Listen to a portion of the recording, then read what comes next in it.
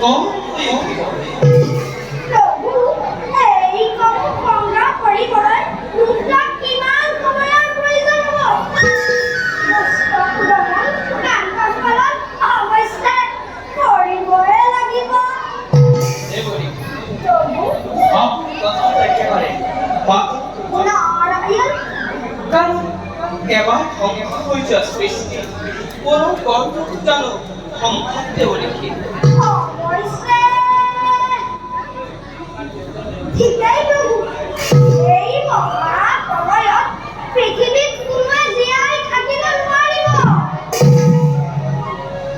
কিন্তু দেৱৰী প্ৰভু, মহাকালে কি কৰিব? জম্বুদ্বীপৰ ৰজা সত্য এই মহাপ্ৰলয়ৰ মাজতো বাস তেওঁৰ দ্বাৰা সৃষ্টি কোনো ৰক্ষা কৰিব পৰা যায়। জম্বুদ্বীপৰ ৰজা সত্যব্ৰত। হয় দেৱৰী। নাৰায়ণ, নাৰায়ণ, সত্যব্ৰত মহাধাৰ্মিক ৰজা। তেওঁৰ দ্বাৰাই বিনন্দীয়া সৃষ্টি ৰক্ষা কৰিব পাৰিব। কিন্তু কেনেকৈ দেৱৰী?